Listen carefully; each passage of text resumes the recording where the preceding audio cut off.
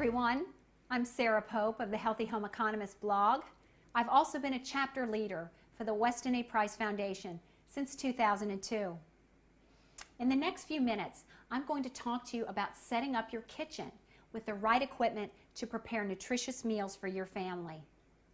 Time spent in the lost art of traditional food preparation is absolutely essential for you and especially your children to avoid the plague of degenerative illness that is sweeping across our modern culture. You can be very encouraged that traditional cooking need not be a mind-numbing chore, however. Modern equipment makes all the difference, but it's important to make wise choices, which can sometimes be difficult with the dazzling array of gadgets available.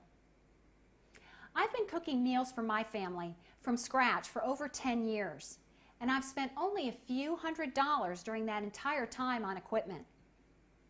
Considering that I didn't have much to start with, as I rarely cooked before my children were born, that's saying a lot. So which appliances can be considered essential and which are optional or even undesirable in your kitchen? Let's find out. Let's start with cookware. Good quality cookware is a very wise investment and the most important use of your financial resources when prioritizing kitchen equipment. You simply must get rid of any aluminum and non-stick cookware, even if aimed at the gourmet market and made from high-end materials.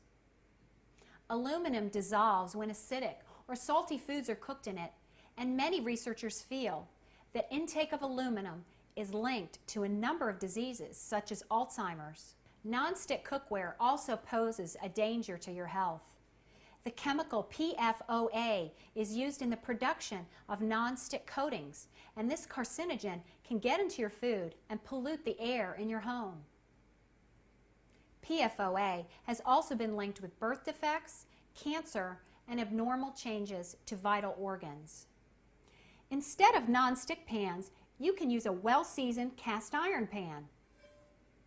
Glass, enamel, ceramic, stainless steel, and titanium are all suitable materials for general purpose cookware. If you cook acidic foods frequently or suffer from heavy metal toxicity, stainless steel may not be the best choice, as nickel and other alloys that are bound with iron in the making of stainless steel have been found to leach into food in small amounts. Bakeware is another essential tool in the kitchen of an established cook. Please note, however, that aluminum bakeware does not necessarily need to be thrown out.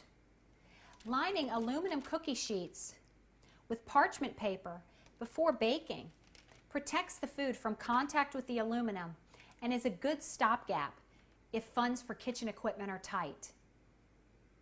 The same goes for aluminum muffin tins, which can be lined with paper baking cups. If you're in the beginning stages of putting your kitchen together, be sure to invest in stainless steel pans and cookie sheets, as they really do not cost much more than aluminum pans. When buying bread pans new, stoneware or glass are both excellent choices. Stoneware is also good for muffin tins.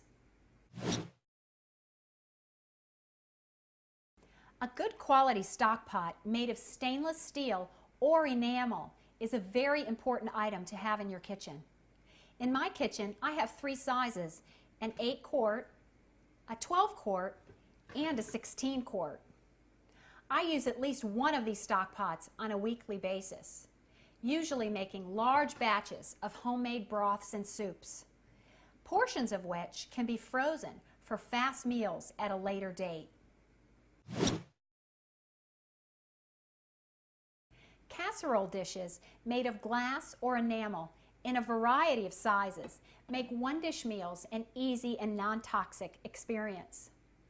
I personally prefer glass dishes with lids so that leftovers can be stored in the refrigerator in the same dish they were cooked in. Good quality knives are an obvious necessity for the person who prepares homemade meals. Serrated knives are best for cutting bread and vegetables, while tempered steel knives are optimal for cutting meat. A large chopping knife is a helpful tool as well. Cutting boards are best made of wood, which is far less likely to harbor pathogenic bacteria than ones made of plastic. Bamboo is my favorite wood for this purpose, as it is a sustainable, natural resource.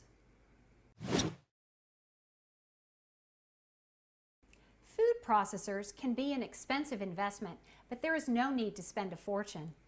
In my own kitchen, I have my mother's old 1950s glass blender, which still works beautifully, a small Cuisinart processor that cost about $30, and a handheld blender.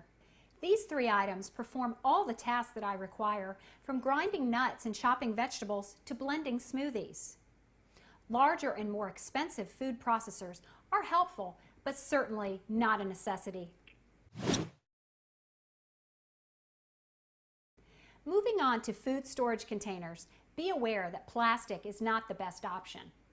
Glass mason jars of various sizes are very important to have on hand for lacto-fermenting fruits and vegetables and for cultured dairy products that you may make in your home.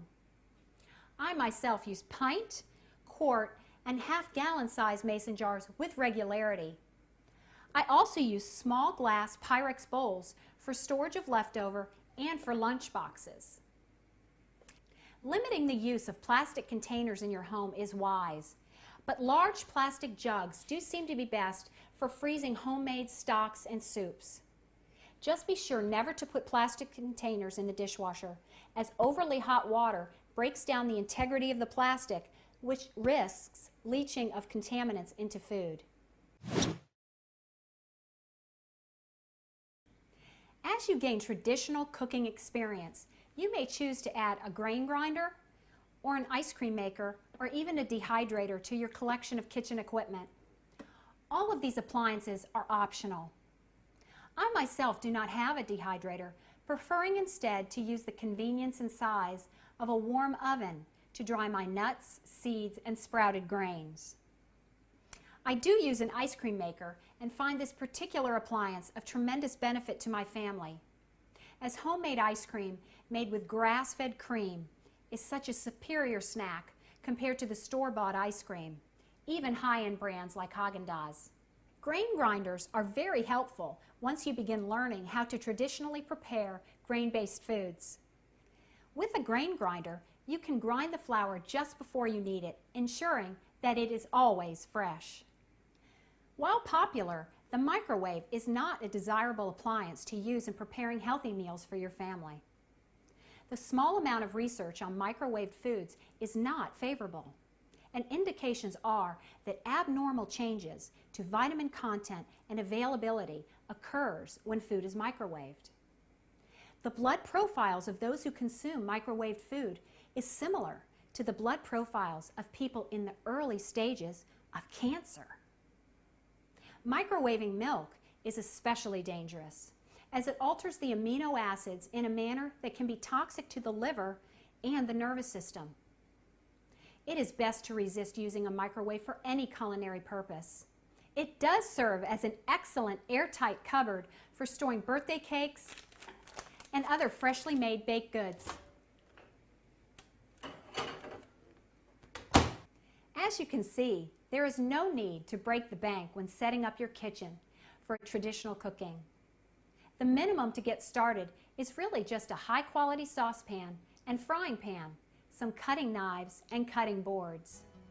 The most important thing is to not let yourself get bogged down in decisions about appliances, and rather just get started cooking.